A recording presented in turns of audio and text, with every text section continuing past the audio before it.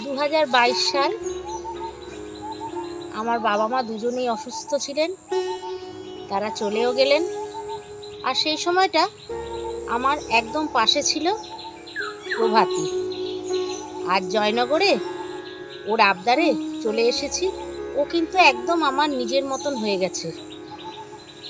আর ওর আবদার ফেলতে পারলাম না, চলে আসলাম একবেলার জন্য জয়নগর।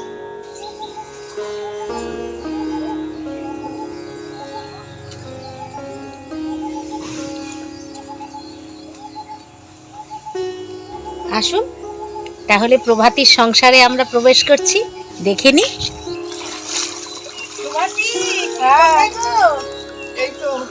এই তো দেখো, তোমার সংসারে আমরা চলে এসেছি।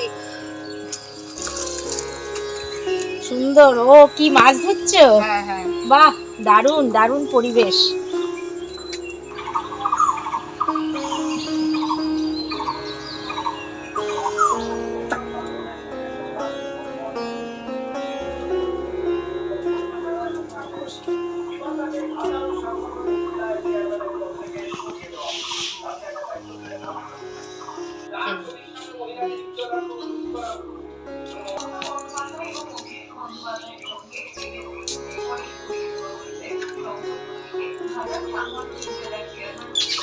আজ প্রভাতীর বাড়িতে ছোটখাটো বনভোজন।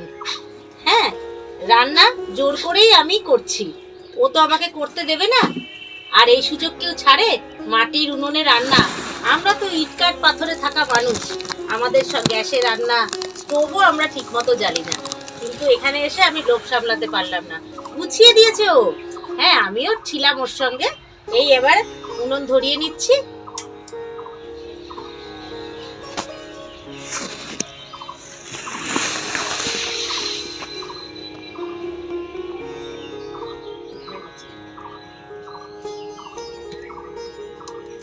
ভাত বসানো আছে, আস্তে আস্তে অনেক কিছু রান্না হবে। ছ্যাঁচড়া হবে, মাছ হবে, মাংস হবে, তো যতটুকু পারবো দেখাবো।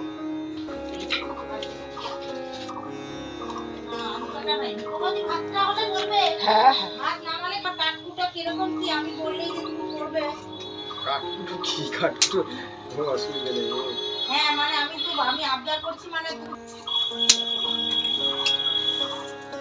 একরকম আটপৌরে হেসেলের রান্না আপনারা দেখেন।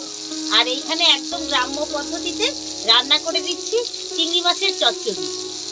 পরপর আরো আইটেম আছে, আমাকে প্রভাতী সব গুছিয়ে দিয়েছে। আমি বসে বসে রান্নাটা করছি, ওরা আমার হাতে রান্না খাবে। বেগুনটা আগে ভেজে তুলে দেবে।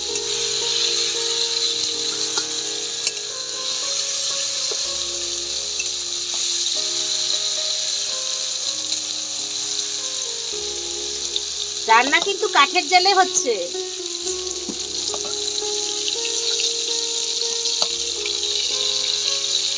আর একটু সর্ষের তেল নিয়ে নিচ্ছি।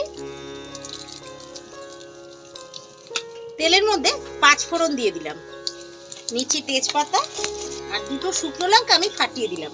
ফোড়নের খুব সুন্দর গন্ধ বেরিয়েছে। বাদ বাকি সবজিগুলো দিয়ে দিচ্ছি।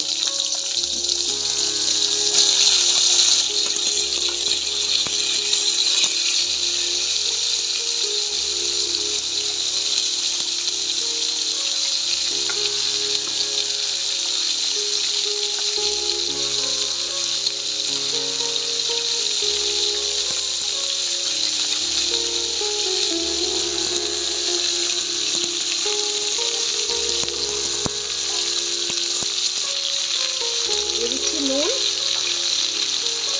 হলুদ গুঁড়ো, লঙ্কা গুঁড়ো,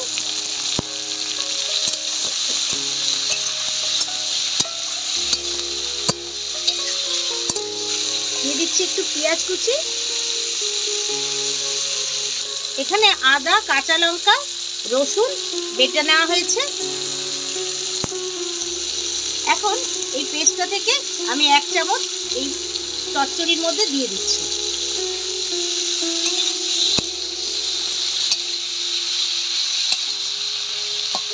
প্রভাতী, এটা ভাজা জিরে গুঁড়ো তো? হ্যাঁ হ্যাঁ, আমি দিচ্ছি। হ্যাঁ, এর মধ্যে ভাজা জিরে গুঁড়োটা একটু।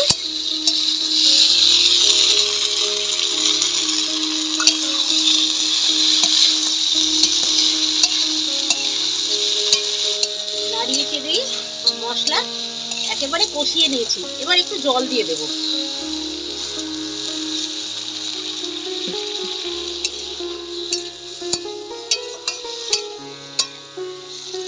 ঢাকনা বন্ধ করে একটু সবজিগুলো নরম হতে দেব।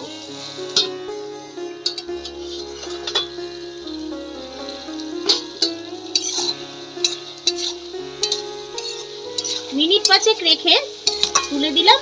আবার বেশি মজে গেলে কিন্তু চচ্চড়ি ভালো লাগবে না। প্রভাতী কালকেই একটু চিংড়ি মাছ ভেজে তুলে রেখেছিল, দিয়ে দিচ্ছি চিংড়ি মাছগুলো।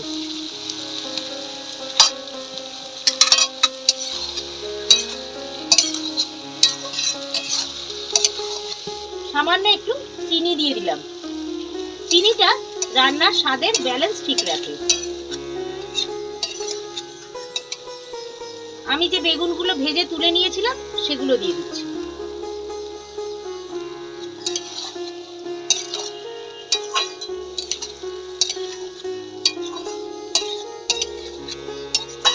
কাঠের জালে রান্না তো, আর একটু জল দিয়ে সামান্য আর একটু 5 মিনিটের জন্য ঢাকনা বন্ধ করে দিচ্ছি।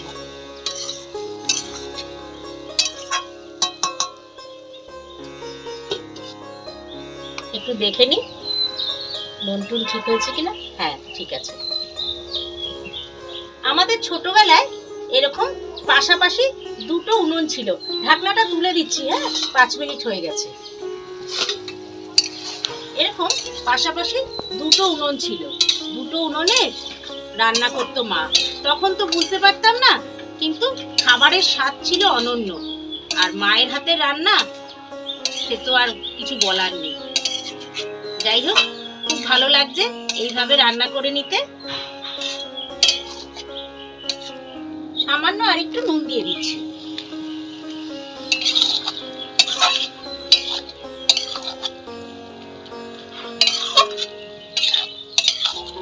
তৈরি হয়ে গেছে চিংড়ি মাছের চচ্চড়ি। প্রভাতের গোপু সোনা স্নান করে এসছে, এখন গা মুছছে।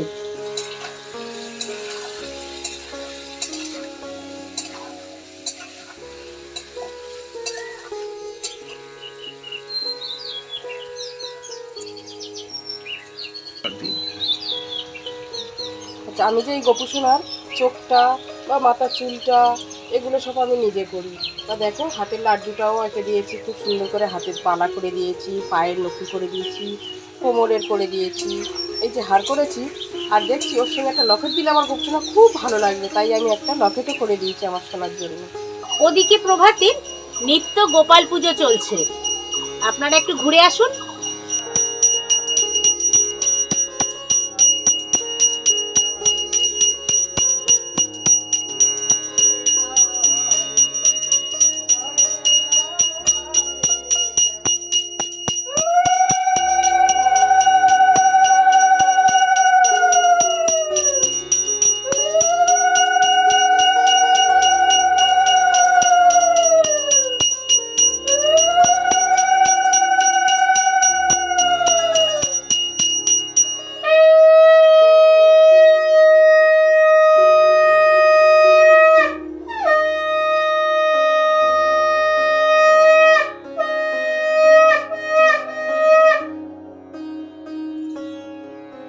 জয় রাধে জয় কৃষ্ণ জয় বৃন্দাবন, শ্রী গোবিন্দ গোপীনাথ মদন মোহন, শ্যাম কুণ্ড রাধা কুণ্ড গিরি গোবর্ধন,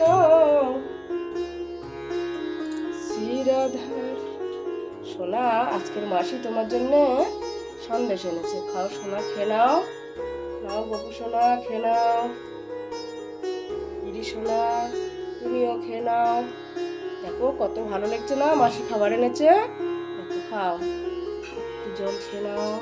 মিষ্টি খেয়েছে, একটু জল খেতে হয় সোনা।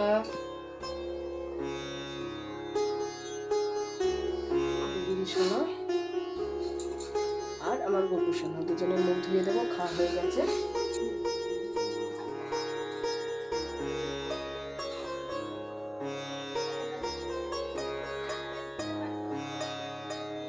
এখন রান্না করে নেব মুরগির মাংস। তার জন্য কড়াই বসিয়ে দিয়েছি, কড়াইতে সর্ষের তেল নিয়ে নিচ্ছি।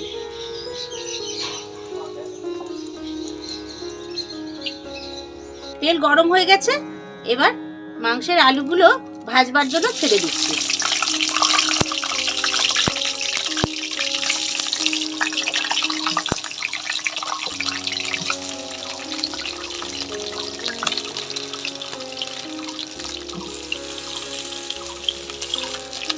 নিচ্ছি নুন,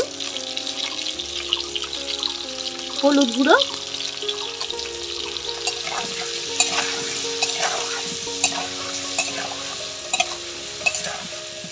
আলুগুলো ভালো করে নাড়িয়ে চাড়িয়ে দিলাম নুন হলুদ দিয়ে এবং কড়া করে ভেজে নেব।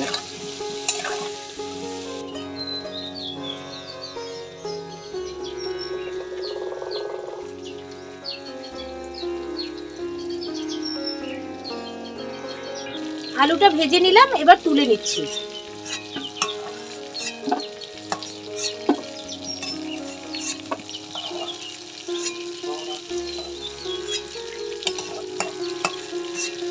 ফোড়নে তেজপাতা দিয়ে দিচ্ছি, আর প্রভাতীর গোটা গরম মশলাটা শেষ হয়ে গেছে, নিয়ে নিচ্ছি একটু জিরে গুঁড়ো।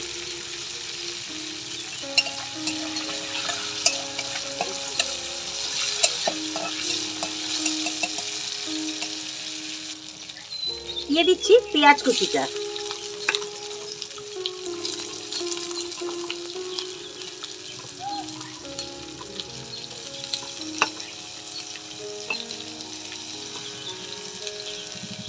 পেঁয়াজটা হালকা ভেজে নিয়েছি, এবার আদা রসুন কাঁচা লঙ্কার পেস্টটা দিয়ে দিচ্ছি।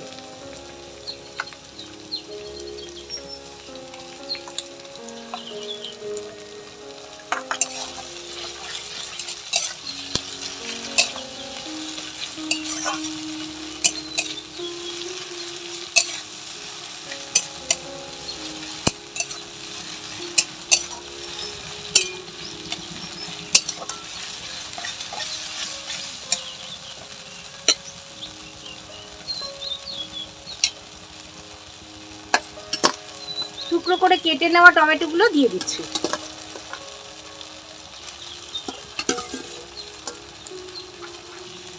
এর মধ্যে আরেকটু দিয়ে দিচ্ছি নুন, দিচ্ছি হলুদ গুঁড়ো।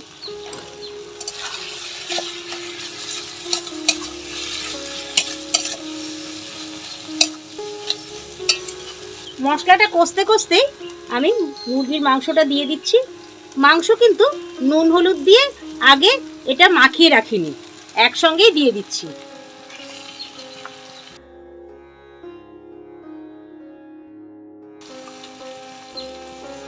যেখানে যেরকম, গ্রাম্য পরিবেশে গ্রাম্য পদ্ধতিতে।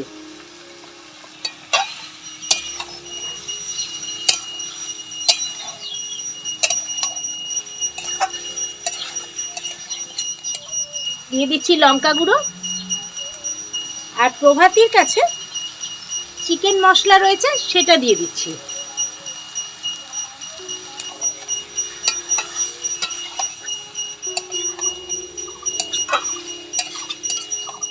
কষানোর উপরে কিন্তু মাংসের স্বাদ নির্ভর করে, খুব বেশি মশলা কিন্তু একদমই দেওয়া উচিত না। মাংসটা কষে গেছে, দিয়ে দিচ্ছি আলুগুলো।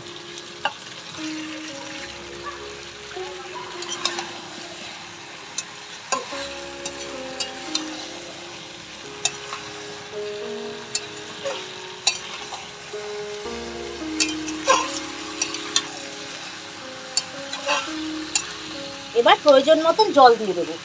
জলটা আমি মশলার বাটি ধোয়া দিয়ে দিচ্ছি।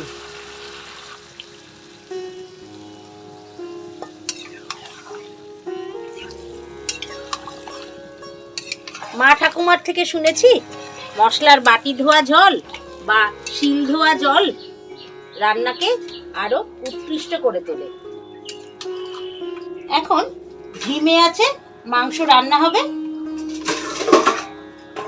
ঢাকনা বন্ধ করে মিনিট 10 রেখে দেব।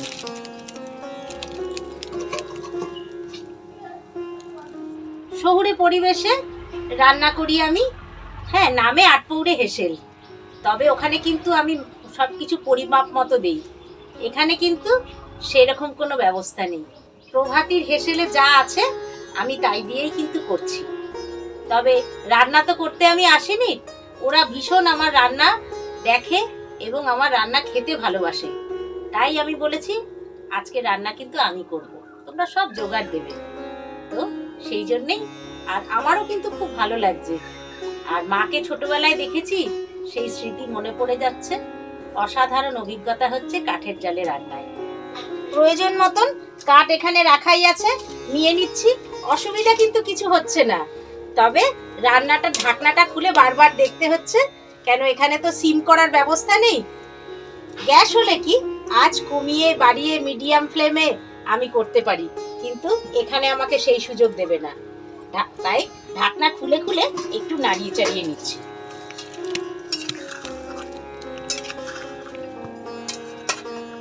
ওদিকে প্রভাতী কিন্তু প্রভাতীর কাজ করে যাচ্ছে, একদম সমস্ত টিপটপ প্রভাতীর। সব আমার যেগুলো লাগছে না বাসন সব মেজে নিচ্ছে।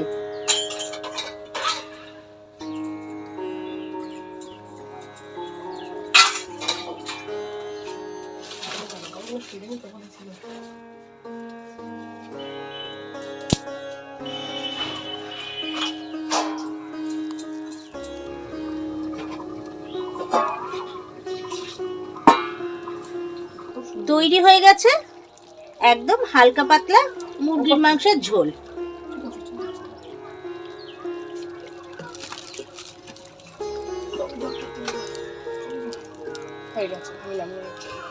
এই প্রকাশ, চান করবি না? যা চান কর, বেলা হয়ে গেছে অনেক।